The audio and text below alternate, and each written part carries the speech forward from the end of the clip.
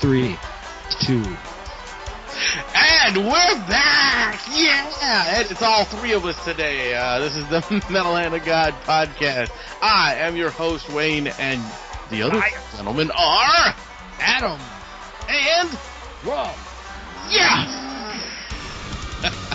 You know I'm going to put like echo behind you guys' name when like, Adam, Rum.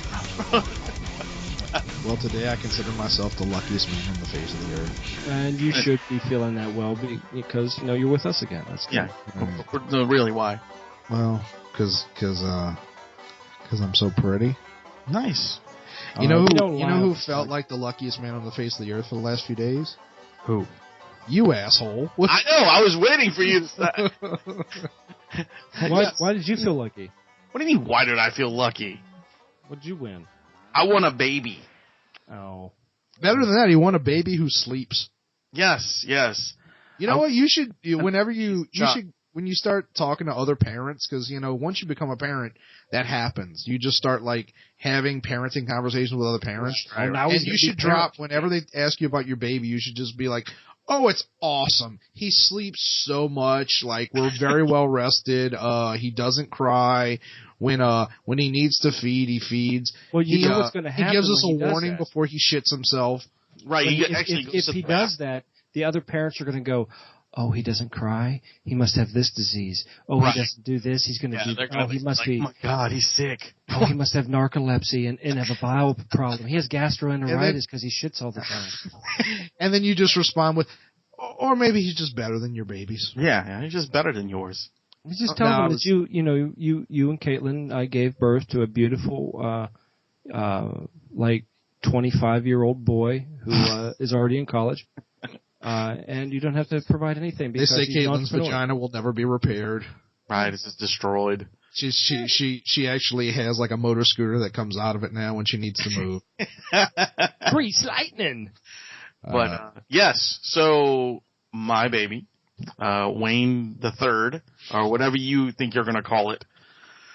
I'm still on Way J. I don't know. I don't like Way J. I know. Actually, you know what? I came up with a new name. Okay, give me hear the new one. Because I keep seeing the pictures that Caitlin's posting. I'm going to start calling him Little Charlie Xavier. I knew you were going to say you were going to call him Xavier. Every picture, he's got his hands up by his temple like he's using telepathy. Yeah. And he looks like a little bald, not a little bald, like his Professor X is bald, but like a little miniature version of Charlie Xavier. That's so funny. But yeah, man, I've already done this, but I haven't done it on the show yet. But I want to thank both of y'all for doing that little thing y'all did the other day. It was really cool. It was awesome. I appreciate it. Caitlin really liked it. Even though she said that, I didn't pass on the selfish gene. What, she did? No. She was just saying she thought it was funny. She's like, yeah, I don't think he's got your selfish gene yet. I said, yeah, I don't think so either. Does he have your Billie Jean? He does. Ooh, I got a better name. You guys should have named him this. What? Wayne, because of the same reason you said, Adam, because of the hands and the way he looks, in the pictures and stuff. Wayne Edgar Casey Barris. Edgar Casey? Yeah, I don't get that at all. You don't know who Edgar Casey is? No. The father of mentalism and spiritualism, the guy. Oh, that Edgar Casey. What the fuck are you talking about? Come on, man. I thought that was awesome, dude. I was like, wow, that's deep. Ready? He's going to say, you guys need to read a book. You really do need to read a book. Dude. No, the problem is you watch too much History Channel. I do love the History Channel. Yeah, you guys don't know Eustace James, the godmother of monkey insemination? God, read a book. But No, Like, Congratulations. Thanks, man. I appreciate it. And like, seriously, like I don't know. It's something the feeling is just something you can't express. It's ridiculous. Like, I don't understand. You can express it. It's called love. No, man, it's beyond that. Like, seriously, like the moment that kid came out and was put on Caitlin's chest, I just broke down, dude. It was just unreal. Like, that much. How was she doing with it? I mean, how did she handle it? She handled the actual, labor fucking incredible. Like, it was, I don't think I could do it. No, I imagine you couldn't. Just physiologically, you couldn't. I was a woman. I don't think. Okay, well, I mean, you are, but you still couldn't do it. Fucking dickhead. Well, you do cry like a woman. I got a baby. No, man, but she really is she fucking dude. It was. She's amazing. It was amazing. You got a good one right there. I tell you what, because she's pretty awesome. Like, we went in at I want to say we got to the hospital around 4:30 in the morning. Because she was hurting pretty bad, and so they have to check them to make sure they're dilated. Did you give her the liquor? No. Damn it! I'm not gonna get her drunk, Ron. You're supposed to give her the liquor. This is not the fucking cowboy. It has to be true. I saw it on Quantum Leap. You give her the liquor, it postpones the labor pains. Wow. Anyway. And according to Matt about you, if you play with her nipples, it speeds it up. Yeah, okay. Motherfuckers. So we got there, like I said, around 5 o'clock. And the bad thing about it is that if she wasn't further enough along, they would just told us to go home. And Caitlin was like, I ain't going fucking home. We're going to go sit in the waiting room until this happens. But luckily it was time, so that's when I notified pretty much everybody that we were getting put into the delivery room. We went in there, and I guess my question for you is, what did, besides the moral support, I mean, I'm curious. You're put in. Everybody does it differently. I've talked to a lot of different fathers now that have done this, and every story is different. What did you do? She's in bed. She's getting ready to. I mean, they're starting to prep for the baby coming. They're doing all the prep. Everybody's coming in the room. There's way too many strangers looking at her junk. Things are happening. What did you do? I mean, what was your state of mind? Are you trying to do something? Are you do I go boil water? Do I go eat a mix? What am I doing? The problem with it is at that moment you feel helpless because there's really nothing you can do because there's like 45 people in the room. Yeah, I mean, and it's like you want to help, you want to do something, you want to, but all you can do is basically sit next to her or stand. Well, we were standing, so stand next to her and tell her she's doing a good job and it's okay.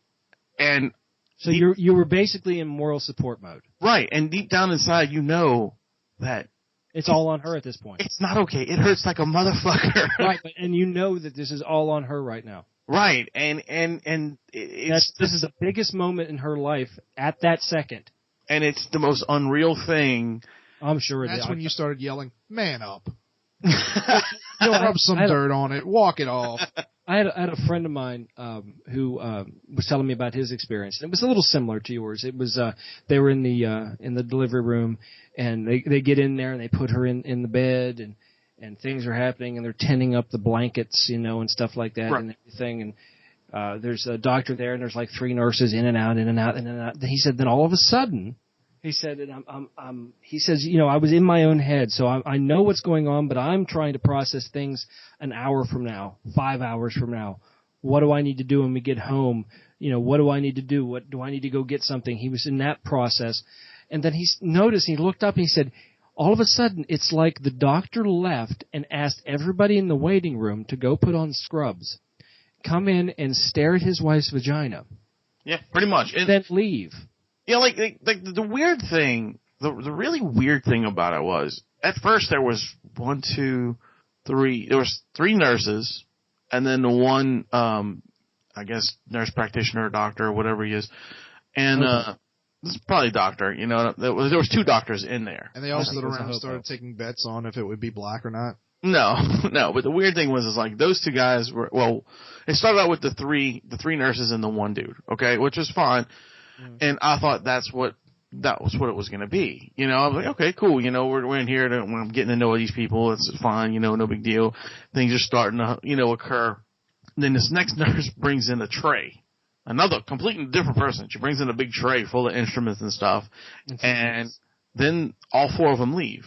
And they say, don't touch the blue. I'm like, I know. It's cool. I'm good. I know not to touch that. And then, so they wait about 20 minutes. They come back in, make sure she's fully ready.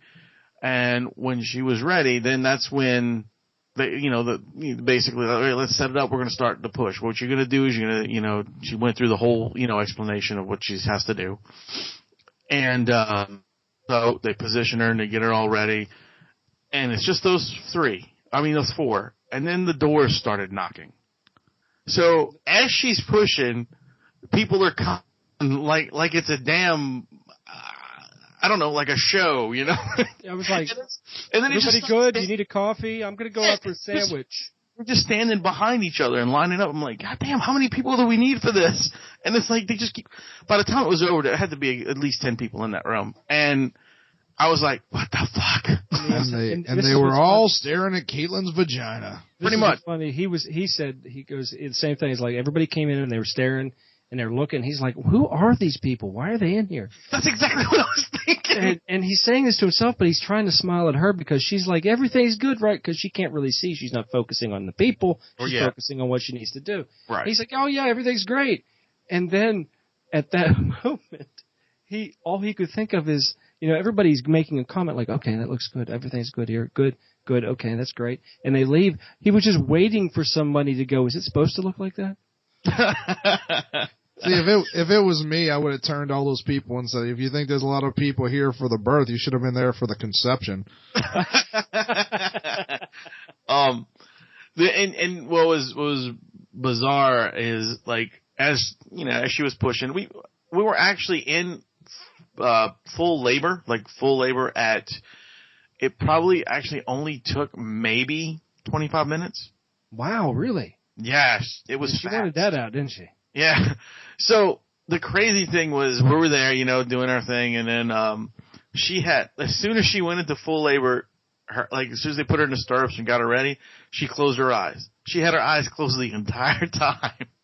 So she didn't see all these people in the room till after the baby was out. I don't blame her. I wouldn't want to know that many people either. And she's like, you feel like you have to send a thank you note to all of them. Just like, all these damn people in this room. I said, yeah, it was crazy. And she said all she could hear was the doctor go, oh, wow, look at the hair. You want to come see the hair? And I was like, fuck yeah. So I went around, and he's like, open and look, there he's your son. I'm like, oh, that's awesome. I pull him out. Because, I mean, you could see him crowning, you know what I mean? Like did you help with that? No, I just I thought maybe you got to actually help with the yank process. No, I was. I'm sorry. Did you just refer to the miracle of childbirth as the yank? Yeah, he did. But no, I got to see that. I actually got to see him completely come out, which was fucking incredible. Wow. And then I got to cut the cord, of course, which was really cool too. There's so many things in life you get to cut. Cake, the cheese, the cord. It's amazing what you can cut in your life. Yeah, but cutting that cord. Yeah, we caught the middle one, Rum, just so you know. It did not go unnoticed. Yeah, we heard it. Just ignoring it. But it is probably the most that. Wow. Asshole. I'm glad you thought that was funny, Rob. What an asshole. I know, right? I know. Anyway, yeah, it was an amazing event, man, and I'm just happy that everybody was healthy and fine after all this. And I am too. I'm glad it's a healthy baby boy. She's a little sore still, you know, of course. Oh, sure, yeah, man, that's amazing. I mean, that really is amazing. I've delivered, not like it's in the same realm, but I used to I delivered cattle. I've delivered I've done animals and stuff that you have too, you know. Yeah. And that's amazing, you know. Yeah, it is. But when it's your offspring, I'm sure that is the most amazing thing to witness in your life. It is, man, and yeah. I hope you have many, many, many more amazing moments like that. Not me too. particularly I like thought he was that. going to say children. Not particularly like that, because that'd be Many, weird. Like many more children. you just don't want to show up in people's birth and go, oh, look, someone else's. You don't want Sweet, to do that. you don't need a hand? You don't want to show up at a childbirth sounding like a leprechaun. Yeah. Hello, everybody. Hello. I'm an entertainment elf. Yeah. Agora. But yeah, so that's what I've been doing, man. That's going to be our new career. We're going to give up podcasting. We're going to get clown uniforms and just randomly show up in maternity wards trying to entertain the mother. Clown outfits? You know how many people are terrified of clowns? How awful would that be? Well, it might scare the baby out of them. I scared her so much his baby came out. Oh, man. Oh, anyway. Yeah, so other than that, everything good? Wayne or Adam, how about you? Any babies? I mean, I kidnapped a few, but... Well, there you go. Well, there's something. Are you still keeping them in cold storage, or are they out free? No, I sold them to the black market. Oh, okay. I mean, literally, there's a market for black people where they...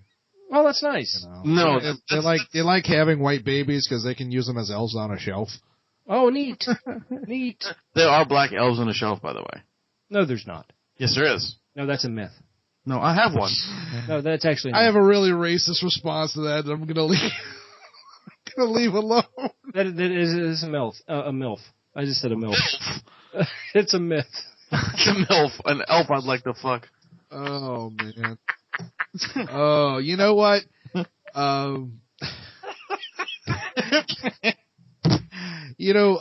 Wayne, you actually mentioned Lupus on the last episode. I did. And it reminded me, like, this is a very quick story. Oh, and this sort of ties in. I realized this morning at like 5 a.m, I was listening to Kevin Smith say something on a show. And, everyone always says I tell like long stories. And I realized as I was listening to him, I was like, I do tell long stories. And you know why? Why I can tell? Because I don't have a single story that doesn't either include either the beginning or the middle, a second story that's only tangentially related. But no, I have a Lupus story. Oh, that's awful. Nice, okay. Because I think y'all were talking about Natalie Cole died of lupus. Yeah, we think it was. I think Wayne said something about lupus. So in this August of 2003, I went to Arizona, specifically Phoenix, to visit with a girl that I knew from the Disney College program, and her name's You were trying to hit that, weren't you? What? You were trying to hit that? No, Josh was into her at the time. It would have been she's attractive. I do find her physically attractive. She and I probably aren't personally compatible, but yeah, I'd fuck her. Hey, I was just making sure.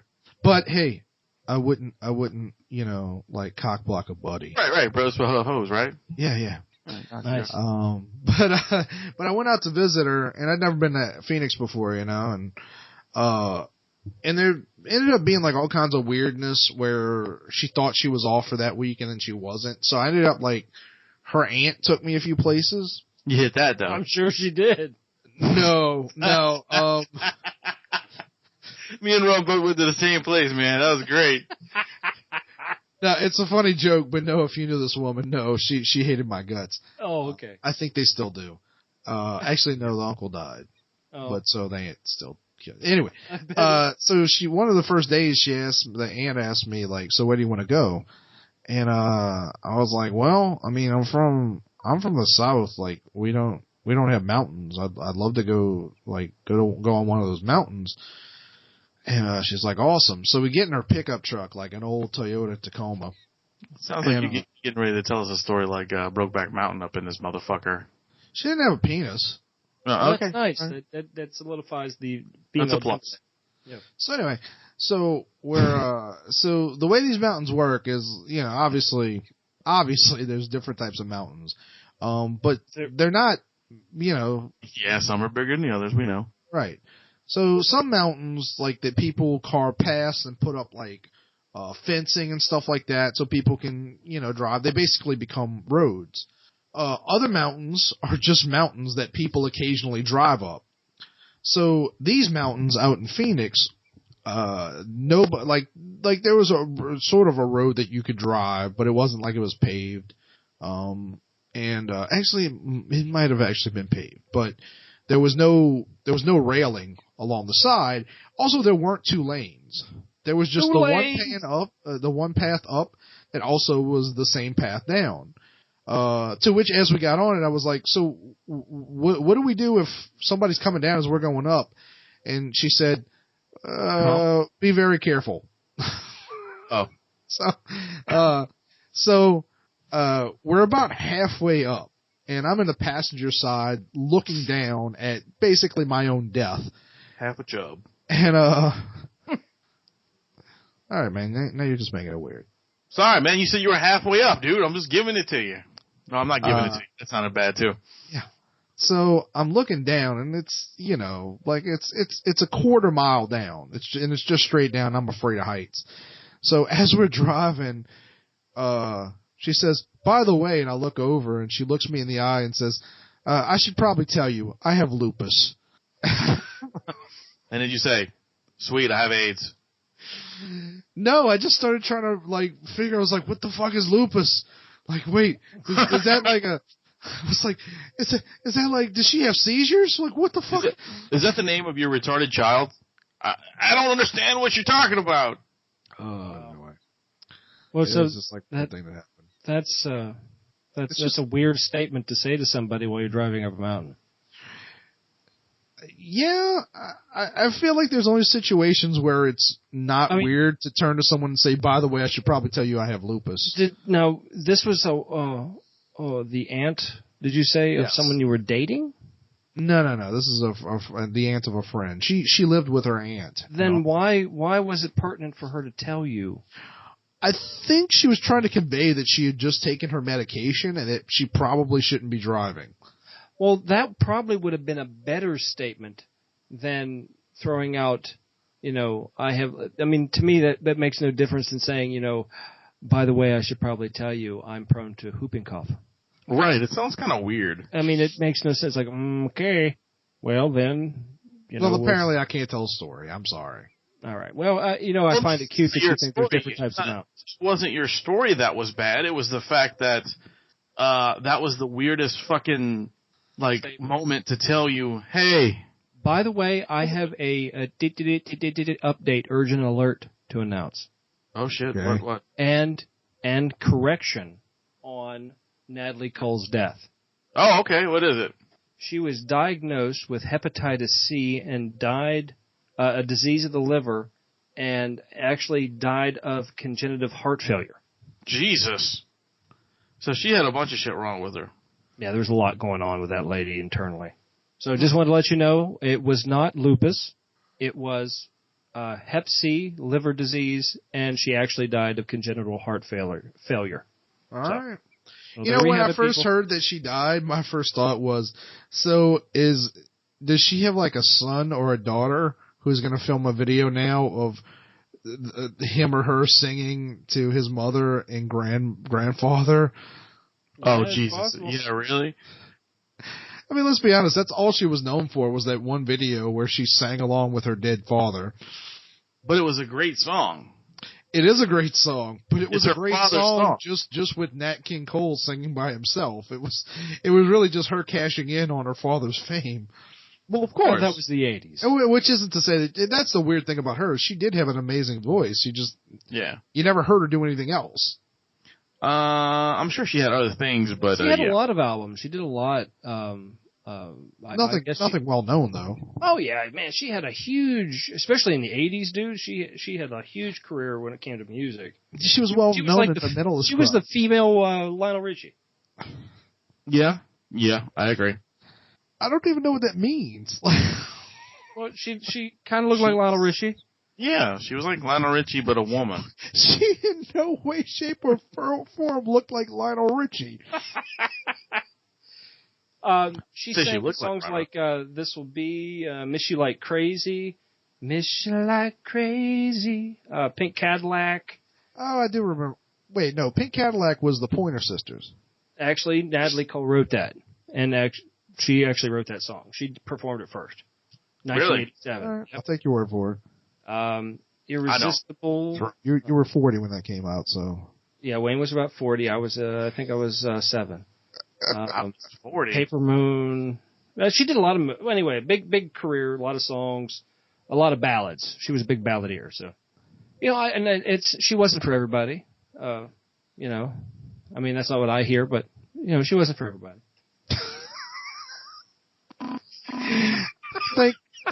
Thank God you're not giving her eulogy. Hold on. We got some weird shit going on here. I hear that. What is that? Is that an electronic dreidel? I don't know what that was. Let's see. Hold on. What actually was that?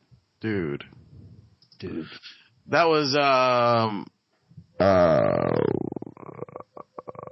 the fucking Audacity causing trouble. All right, so I'm recording, so let's just keep going. All right, let's just keep it going. Hopefully it's recording properly because we didn't test it, but it says it's recording. So all right. Yeah, poor Nat King Cole's daughter. Yeah. Right. So. Oh, fuck her. She lived a good life. Yeah, why not? I'm just kidding. That I don't know if you guys are familiar. Me and Rum were singing "Welcome Back, Carter," or Carter, Mr. Carter. Yeah, "Welcome Back, Carter" was a movie. Yeah, no, that's Mr. Carter. That was Get Carter. Oh, you're right, Rum. It is Get Carter. Yeah. Wouldn't it be awesome if you took Sylvester Stallone from Get Carter and put him in Welcome Back, Carter? That'd be awesome. That'd be great. Yeah. Hey there, Mr. Carter. Yeah, who would play Horseshack and all them? He would. Oh, I thought he was playing Carter. No. He needs to play Horseshack. No. He can't be a Horseshack. All right. So anyway, Zac Efron plays Welcome Horseshack. Back, Carter. Oh yeah. I remember that. Okay. Well, I don't know if y'all are familiar with. Was it Three's Enough or not? Three's Company. 8 is enough. 8 is enough. No, there was. I'm not familiar with it, but I do know what it is. No. There was another show. I think it was called 3 is Enough. There's no 3 is enough. Or something along those. What was the show with Valerie Bertinelli? Oh, you're thinking of One Day at a Time. One Day at a Time. Yes.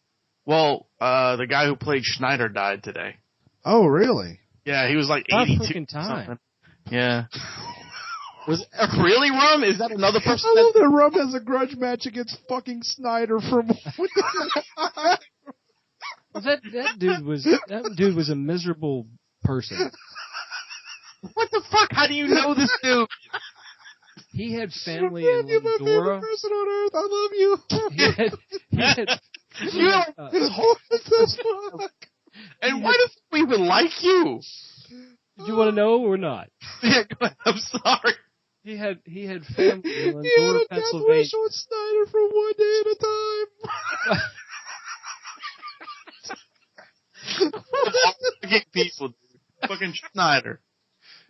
He had family in Lindora, Pennsylvania, which Lindora is kind of like when I say a mixed ethnic community, I mean you had Serbians, Russians, Italians, Lebanese. You had but they all had their own little part of the hill. Right. Communities all up on top of this hill.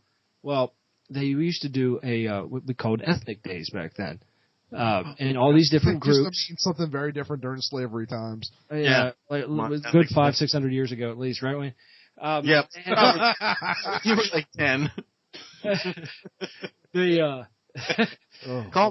They would do ethnic days. So what it was every little community did entertainment of some sort. They'd have music, they cooked their favorite foods, and then they would set up food tables, like food booths, and you could go and try the different food from these different ethnic backgrounds, which was very, very cool. We always enjoyed it. It was one of my favorite things because I got to eat. It was so freaking cool. And of course, every community had their own church up on the hill. So all these different churches helped, they were all representing. So it was a big community affair. Anyway, Schneider was there with his family. What? I said, what a dick. Natalie Cole wrote that. What are you doing? You testing Audacity right now? Who, me? Yeah, because I just heard my voice over it. No? Because it just said what I said about 5-6 minutes ago. It just said Natalie Cole wrote that. Really? I didn't hear that. Oh, I did. I heard that too. I thought you said that again, Rom. No, that was on. Oh, really? Oh, yeah, that was weird. Yeah. Oh, no, I thought. Oh, okay. Anyway, back to the story. Ethnic Day, Lindora. So anyway, Schneider, the guy that played Schneider, I can't remember his name now. You said it, wrote that. What the fuck? See? I heard it that time. See? We're having some technical difficulties on our end, but it's making for a really good show. Okay, we're going to, on 3, 2. Keep going. Once again. Keep doing your story. All right. So he was there, and he was, the community was making a big deal because he's like the actor, right? He's had this huge career or whatever. Right. Well, he did. I only knew him from that. I don't know him from anything else. I know he's been in a ton of things. Like he's played like cops and all kind of other shit. I've seen him in. Okay, so I'm there and I'm going to the church's food table. They have like a bake sale thing going on, right? So I'm standing at the table. I'm a kid, I'm like 6 or 7, Standing there, it's like all this baked goods. So you're like, oh my god, this has got to be good. I got to have something. So I had I had like $2. My dad gave me $2. Like, this is all I got. This is all you can get. It's like, okay, so I have my $2. So I'm gonna buy this plate of cookies that they had. It was $1.50. I'm like, I'm gonna buy this plate of cookies. Nice. So I'm there, and here comes Schneider, and he picks up the plate of cookies that I have my hand on. Like, I'm holding the plate of cookies. He takes it out of my hand and walks away with it. I'm like, so I go over to him, and I'm like, excuse me.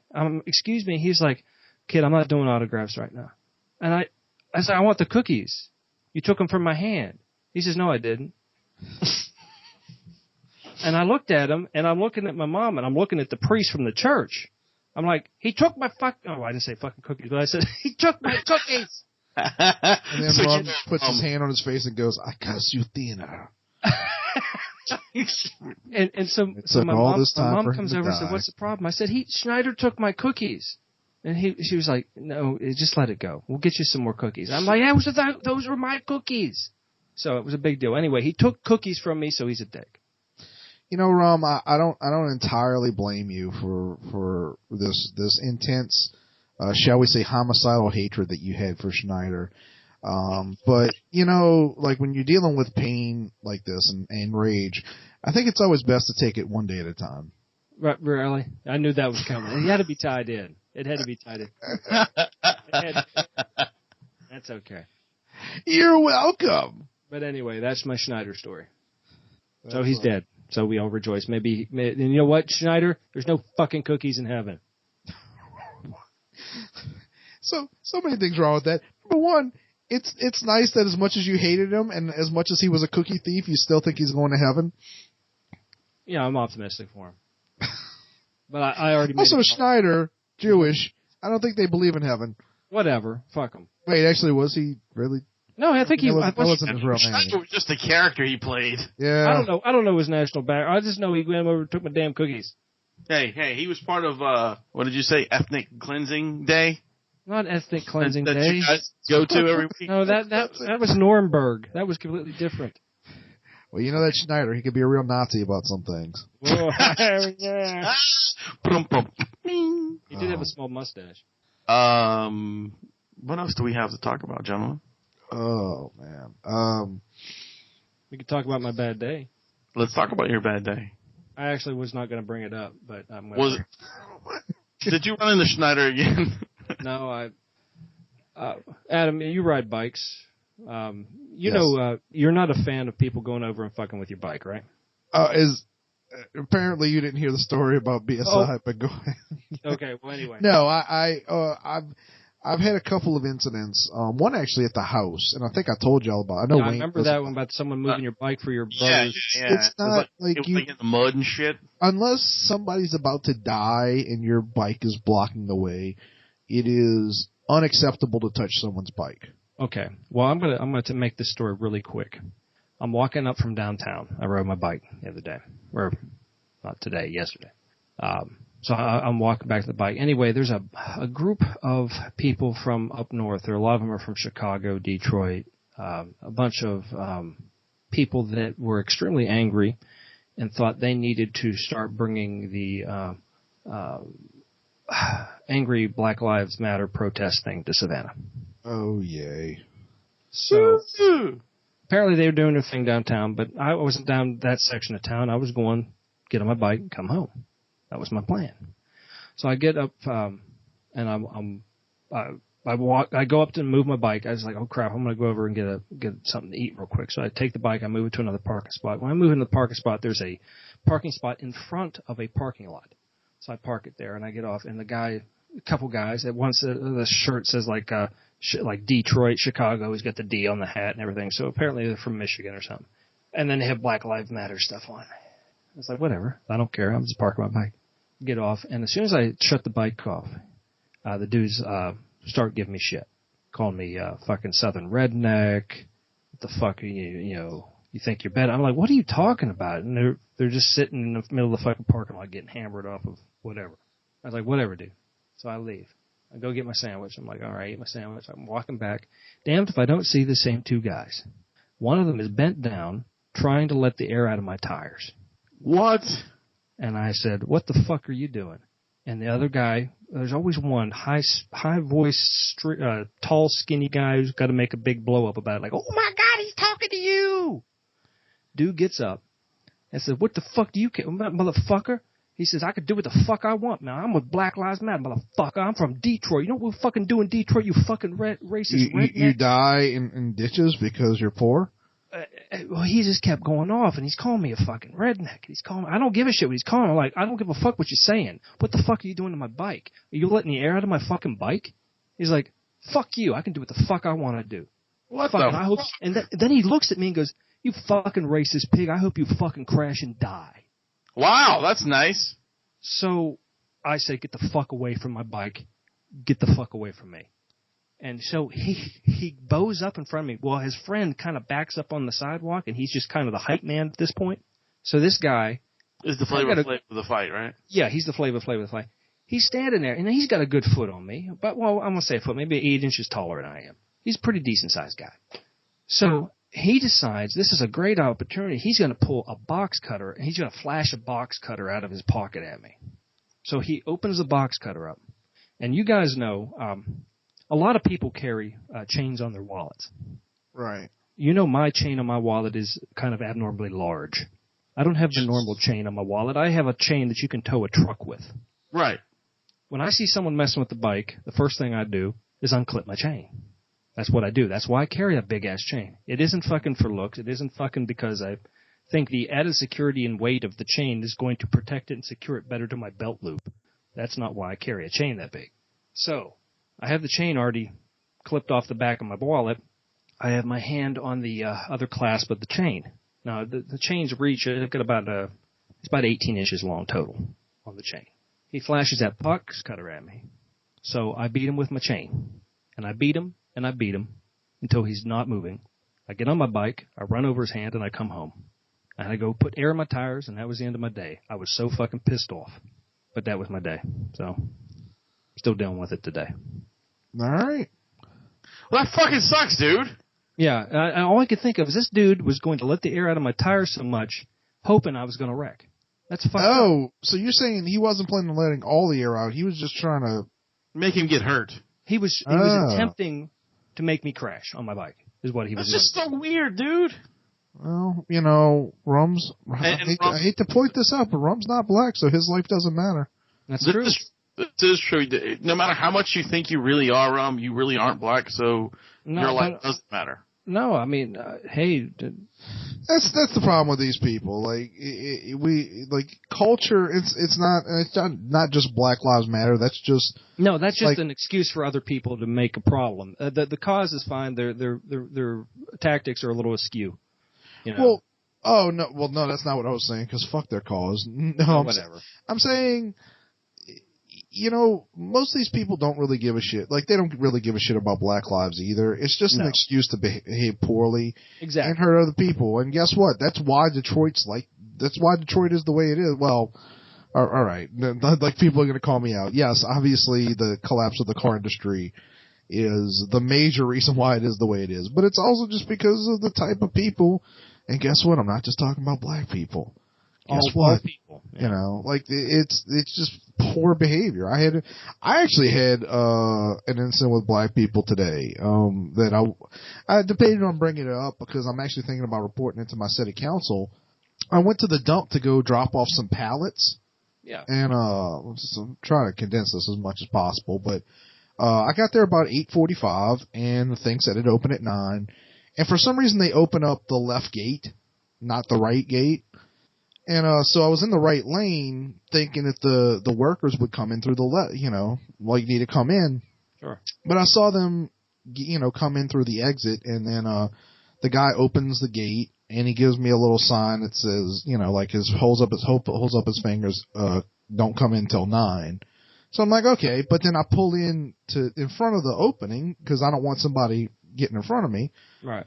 The woman who runs the thing was apparently behind me. She starts laying on the horn. Now, I don't know who this woman is. I just know somebody's laying on the horn, and I'm like, the guy told me not to come until 9.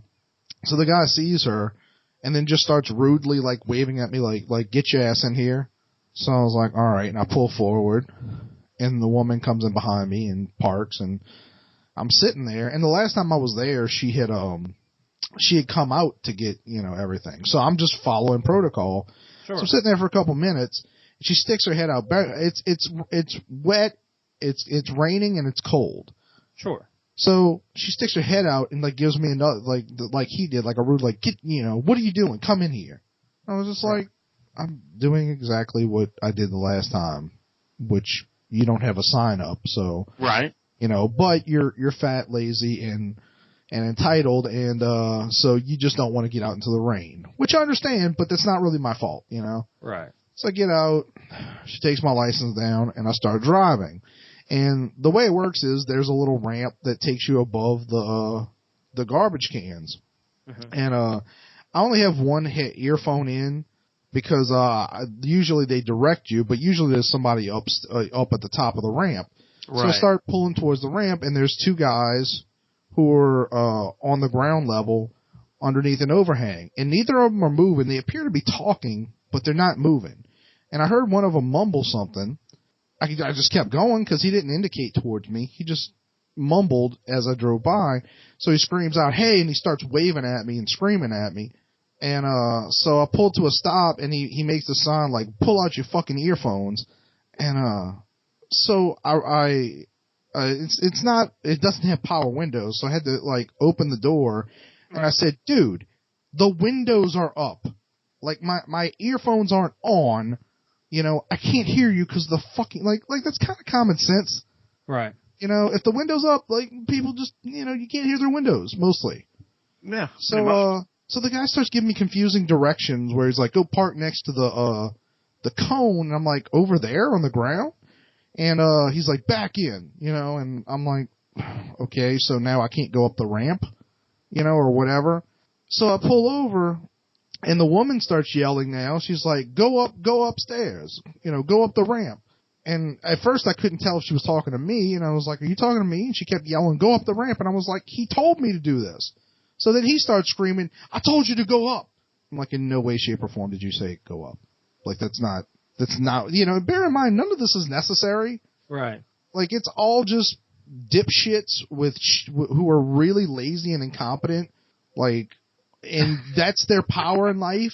They're the lords. Huh? This has got to make them feel good today, so they got to start it off with an ass attitude. They're the lords and masters of the garbage dump. So, and I'm very close to yelling out obscenities. I'm fucking pissed. Like, I'm like, there's no, like, it's 9 a.m. There's no reason for this. This could have been handled very simply, Right. And, people are assholes, dude. You know that. Right, So I'm thinking about reporting it, but I'm just like, it's 9 a.m. I don't need this. Like, and, next time you're taking pallet, I just dump the shit in the middle of the driveway and pull off. Fuck yeah. I'm thinking about it, but I might not go there again. I don't know, but I am going to report it, because like these people are just city workers. They're not right. They're not really in charge of anything, and they're doing a bad job. Like the reason that all this, like the second half of it happened. Well, the reason the first half of it happened was because the woman didn't want to come out in the cold, and it's the same reason the second half of it happened. They were being lazy. They didn't want to do their job. Right. And even that's the best part. when they're doing their job, when the guy's up at the top of the ramp, he's sitting underneath a tent listening to the radio. He's not actually doing anything. He's yelling at people in a different way. Right. Now, granted, none of this is as bad as someone trying to let out your tires or pulling a box cutter on you, but it's still shit. Yeah, but I understand it. I mean, funny enough, our dump here is kind of the same way. We get there and, we've got like 6 dumpsters to choose from. You got your metal, you got your plastic, you got your wood, you got your others. You know what I mean? Right. That's why they're supposed to direct you so that you know where to put it. Correct. Now, if he sees something in your truck that he wants, you got special directions. Oh, these guys would never get up to go look and see what you're dumping. Oh, these people. That's the best part. They go through the stuff. Could just dump metal in the wood section, and they wouldn't notice because they're too lazy. But I don't know. And look, and I'm not insulting people who work in sanitation. My grandfather was a garbage man. But it's not about your station in life, and guess what, folks? It ain't about the fucking color of your skin. It's about your attitude. That's exactly it. It's about your behavior. If you act like an animal, you will be treated like an animal. If you want to act like a human being, then we can all get along. I felt bad about what I did for about 3 seconds. And I was just mad about it. Well, I hope he learned a lesson. Well, hey, he wasn't moving, so who knows? He learned something. Yeah, don't fuck with Rum, yeah. Someone in our local metal scene, okay, is getting national attention within the last few days. Nice. Mr. Kurt Winston from Crowbar, the singer from Crowbar. Yeah. Well, wasn't he technically like in the national scene to begin with? No. But this is a completely different reason. Oh. Coming from his personal Facebook account, actually, it's been in all the metal magazines, and actually, I'm surprised it's not on some of the other news things yet. But he attacked Obama on his Facebook, and it basically went viral. Obama did something about I didn't see it or anything. Gun control. The gun control speech he did. Yeah, where he started crying. Yeah. Well, Kurt basically posted, he said, this is his quote now, "Obama's fake tears are the worst fucking attempt I have ever seen at caring. He has destroyed this country and will continue to do so until the day he leaves office. I'm not a gun owner, nor am I a Republican. I'm just a drug-free, tax-paying citizen." Now, that's what the man said, and it went crazy. It's all over the fucking place. Every metal magazine has the quotes. They're posting it with the actual the video of Obama crying and everything. So it's kind of interesting. What do you guys think about that? I've often said I don't think Obama really gives a fuck about anything but him. I think this is all ego, and I do think it's very shameless. I think I said this on the show previously. When people called out Donald Trump for talking about gun control after the Paris attacks, right. I said, right on. You should call him out. It was tasteless. This is not the time to bring that up. Whether you're right, whether you agree with what he's saying or not, it's not the time. But I always say, will you call out Obama for using tragedies to do it? No, they won't. Because what it comes down to is whether no matter what your issue is, race, gender, whatever, it's all really an excuse for you to behave poorly. And that's you don't have a problem with people being whatever it is, racist or sexist or assholes. You just have a problem with people disagreeing with you. Right, exactly. And Obama's a piece of shit, frankly. The thing with, I think if it was the last president, there's two presidents other than him right now that shed a tear during a speech. One of them was Bush after 9/11. Did he? Right. Yeah, he did. And the other one was FDR. Those two moments in political history, the speeches they were giving are considered some of the most passionate speeches to get a point across that actually that they considered the push for new reform and new change. That's what they contribute that to. So they're assuming that the Obama tier thing was a plan to push through with the new gun control thing. The agenda. Hey, I'm a gun owner. My family, we're always been gun owners. And I believe in you have the right to keep and bear arms. That's unquestionable in my opinion. But in the same sense, I do not think that, I don't know how to put it. You can have as much gun reform as you want, but the bad guys are always going to get guns. Of course. You know what? And here's another thing. There's signs out right now, and there's places where, even here, and there's in other states, some businesses are putting out, do not come into our business if you are a licensed or carrying a weapon, even if you're licensed. And I saw a great meme today that said, of all the people that you should want in your business, it's a licensed gun carrier. I've passed a criminal background check. I've done all this. I've come out with a clean. Yeah, I've come out with a clean slate. Can you say that for anybody else who you're doing business with? I also think there's just, whenever you hear people like Obama, I hate to use Democrats because obviously Republicans are whatever too, but whenever you hear a Democrat talking about gun control, like, they always conveniently ignore facts that change the argument. Things like most of these shootings you hear about, they're always in gun-free zones. Oh yeah, definitely. It's like the thing in what was it, Connecticut, Sandy Hook. Yeah. Sandy Hook. The cops weren't allowed to have guns there.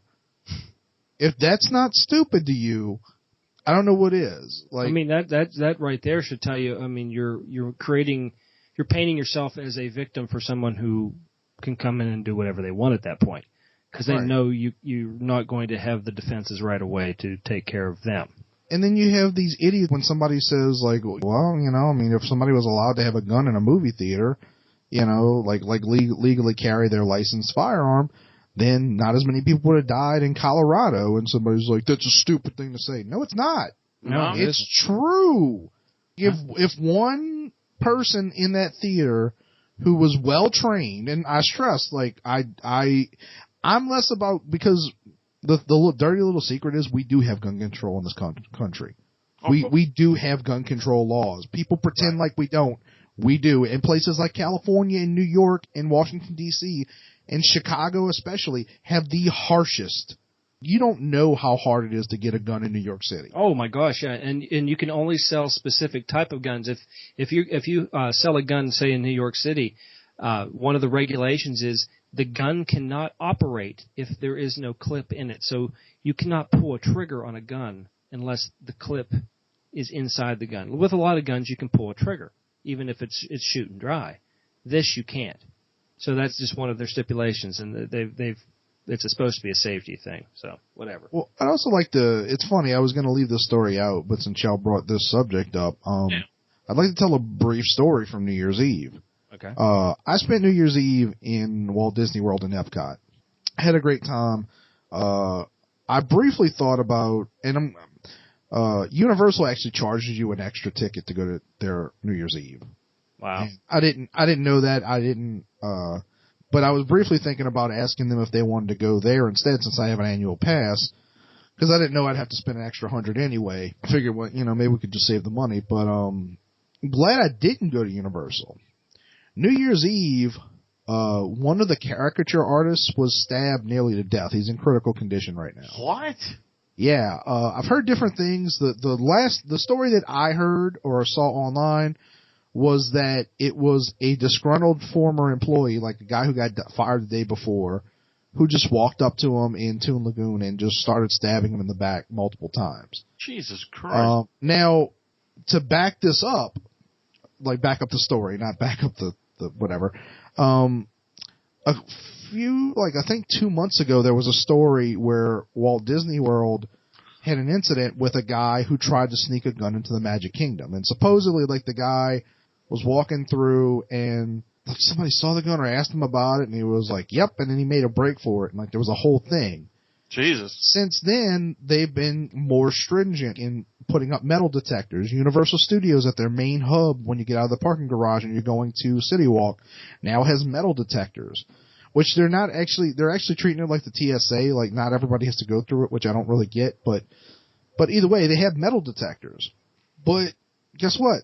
Even though they put up those metal detectors recently and now they're causing all kinds of traffic, somebody still got through and stabbed a man nearly to death. He didn't need a gun to do it. You know, I don't even know if he used a knife. There's other ways. And by the way, you can get a hold of a knife inside Walt Disney World and Universal Studios. Right, and they actually make polymer knives that don't show up on metal detectors. Well, there you go too. You know, the problem is that you have people who don't understand the concept of safety. Safety is an illusion. You know, Wayne, you just had a baby, and everything in you will want to protect that child for the rest of his life. 100%. But the unfortunate reality is that no matter who we are, no matter how much we love the people around us, we can't prevent bad things from happening to them. Eventually, we will all die. You know, and like you have these people who have this idea in their head, well, like, okay, if people like me were in charge, we wouldn't be, you know, there wouldn't be a deficit in the economy, you know, like everybody would have money. There wouldn't be these rich fat cats lording it over you. Everybody would, you know, like if people like me were in charge, we'd have the perfect system. There is no perfect system. No. Safety is an illusion. Like all you can do is try to protect yourself and your people and your life to the best of your ability. And guess what? The people you're trying to take guns away from, those people are trying to do the same thing you are for their family. Yeah, exactly. Well, you know? on all fairness, I just want you to know, Adam, you know, I don't think Wayne and anybody's going to have to worry about it on his side because, you know, Wayne is immortal. He's been here forever. So I think that gene will be passed on to his child. So he's, you know, it'll be good. Okay.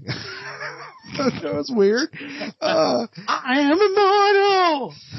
I have inside me blood of kings. Yeah! So, exactly. no, I'm just, like, people have this idea that, like, if they were in charge, everything would be perfect. And guess what? I'm not even a gun guy. Like, I'm pro Second Amendment, but I don't like guns.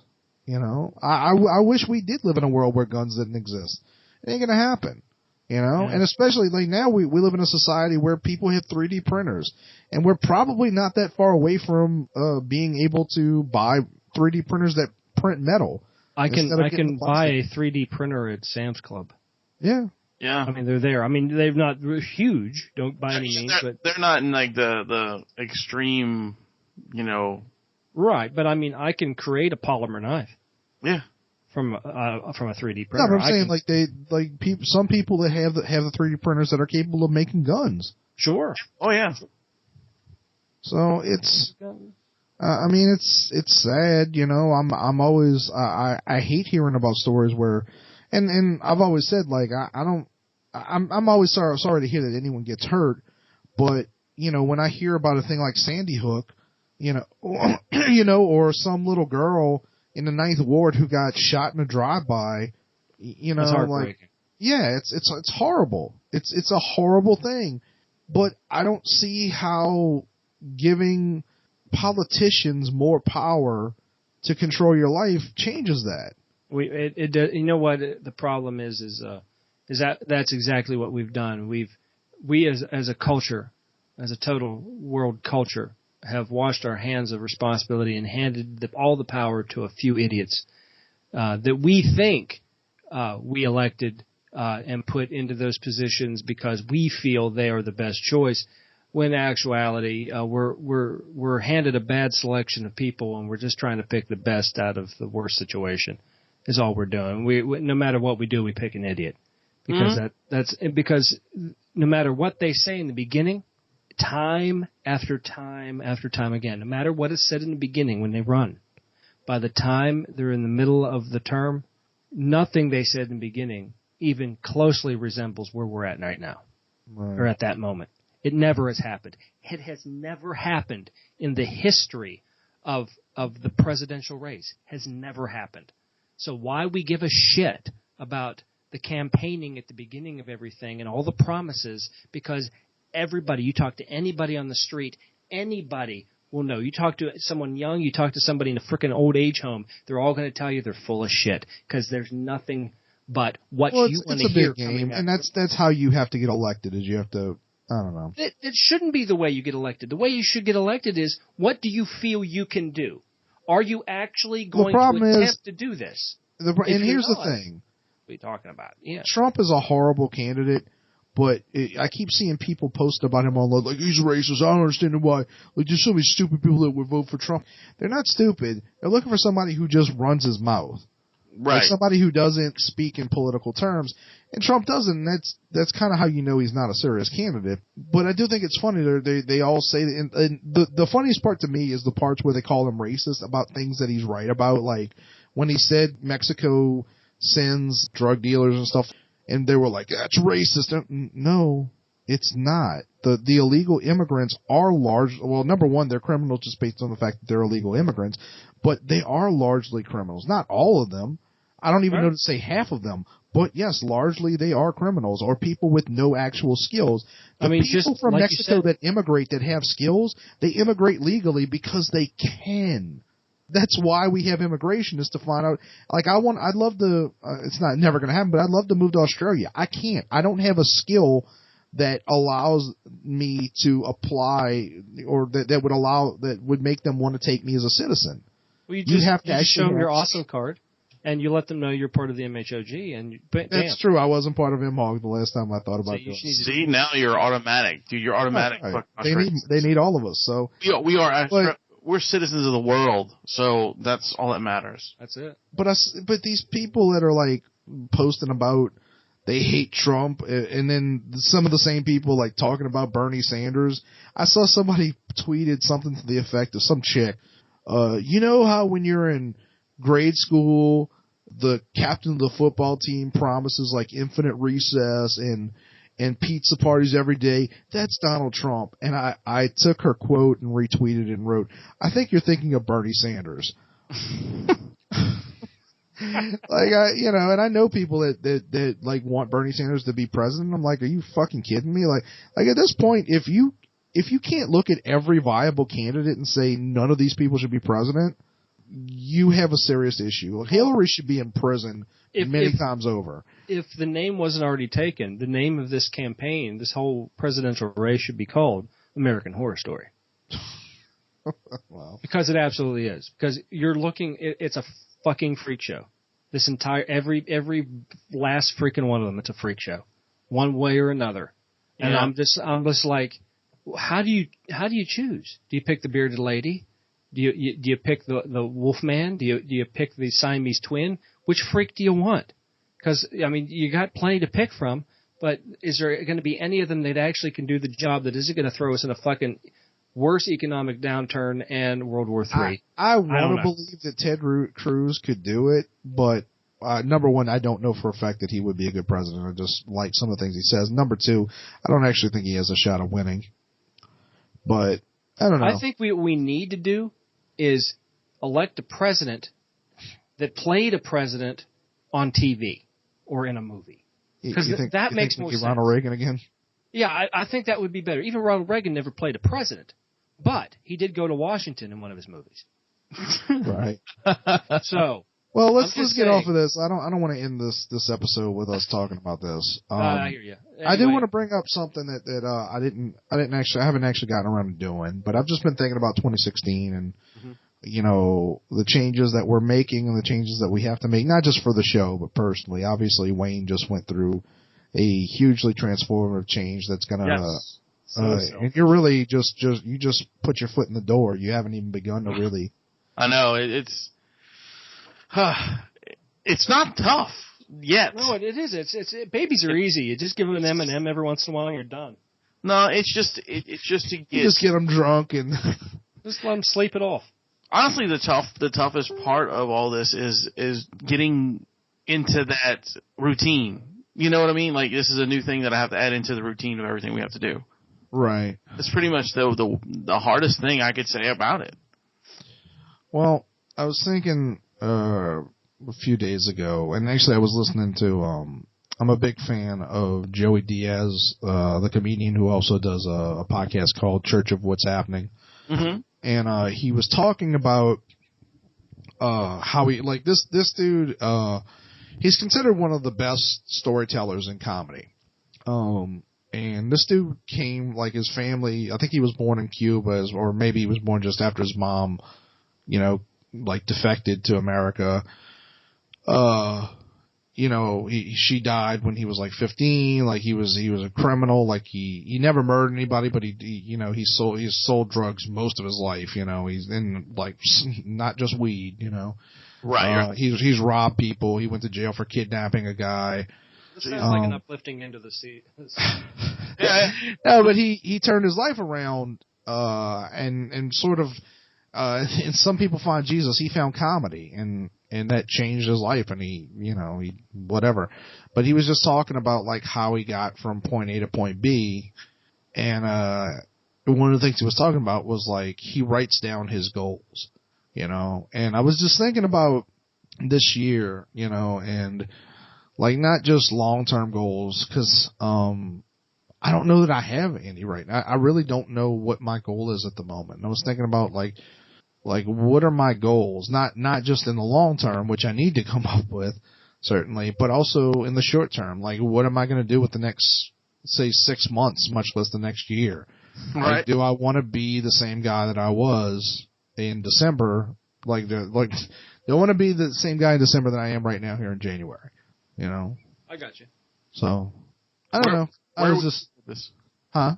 So you asking us a question then? Are you asking? I guess I was just, like, putting this in front of y'all, and I don't know. Like, do y'all think about these things? Or, like, what are we doing with this podcast, really? Constantly, man. I've changed my persona more so than Madonna. You know, just saying. Well, you don't have the English accent, though. I can.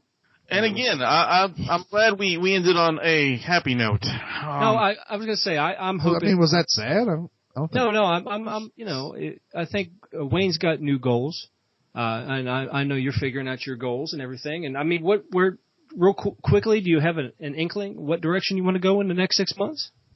Personally, I don't know. I mean, I've been talking to Trey and Kyle about getting them touring because. I'm very good at seeing where other people should go. I'm very good at knowing how to fix other people's problems. But not so much with myself, but, you know, I tried to book them up in Orlando, like thinking, oh, maybe we could do like a big Mardi Gras show and like bring a bunch of people and all that. And that's not going to happen, at least for February. And I was like, well, you know, if we're working to like help them start booking things in other states, like what do I need to do to get there? And I'm working with Laddie. I'll be, well, no, this is coming out Sunday, right? Yeah. I don't know. You're editing it. Oh, okay. You're the one recording it. So I don't. All right, I'll figure it out. That doesn't matter. But I'll be at Wizard World New Orleans helping Laddie sell books, and I'm trying to get him in like sales mode and understanding how like how to get your art out to people, you know, so that you can start making money. And I was like, what do I need to do to help him, you know, and all that. And then I think I think about the podcast, and I think about like the only thing I'm really good at is this. Well, you know, deep down inside, maybe you should think about what you need to do instead of what everybody else does. Oh, I'm hoping to make some money out of this. Like, but no, just think about the fact that like this is all this is really the only thing I'm good at. No, you're good at other things. You just need to find your niche, man. Just gotta find a niche, man. I'm not. Look, I know that it's damn near impossible to make money doing what we do. And folks, you're getting a very honest, like, little here, but I think we're good enough to where we should be making money. We just have to figure out, like, I don't know, like, if anyone out there knows of an agent that works with podcasts, please let us know. Like, please. I think maybe personally I see for you, I mean, if this is what you feel, where you fit, maybe taking an aspect of what we do. And focusing on that as a new career goal, maybe in like a studio or getting maybe some training or classes in studio and videography or audio. I mean, they're working at TV stations, radio stations. What else not? I mean, it's a great career track to go for. Really is. I don't know if that'd be as good on TV because I'd have to. Well, I mean, even behind the scenes type of stuff, dude. I mean, when it comes to editing and stage work and stuff like that, I know quite a few guys that do that, and they make great careers out of it. Yeah. Right. Yeah. But me personally, I'm going to be focusing on with Amy. We're talking new businesses. We're talking travel. As a matter of fact, I got that. We're going on a trip here in January, towards the end of the month. I'm looking forward to that. But just focusing on securing a better financial future is what we're working on, and it's one step at a time. The trick is that I've learned is you don't look too far ahead because you can never predict what's going to happen. So you just worry about the now that you're in, and try to make this now the best now that you've got. So there you go. Sounds good. All right, that'll be $25. I think you mean 25 cents, Lucy. It's Rum's life education classes. You can. I think all the people out there needed a little bit of that. But everybody, do what you're going to do this year. Make 2016 your best year. Make it your best year. Make it a positive year. And the best way to make it a positive year is to share the MHOG podcast. I knew he was going there. Me too. I knew it was going to be something to do with it. I didn't even know it was going to be. But you should. Or listen. If you enjoy what we do, sharing. And guess what? It doesn't even have to be sharing it on Facebook. Just tell your friend about it. Tell your friends. Say, let them listen to a few minutes. Honestly, that's the easiest way. Like I'm sure plenty of people are like, oh yeah, that's nice. You listen to that show. You like it. M-Hog, I don't know what that is. Whatever. Let them listen to a couple minutes. That's it. That's all we ask. They could learn something like Schneider's a piece of shit that steals cookies from children. That's right. I bet you didn't know that.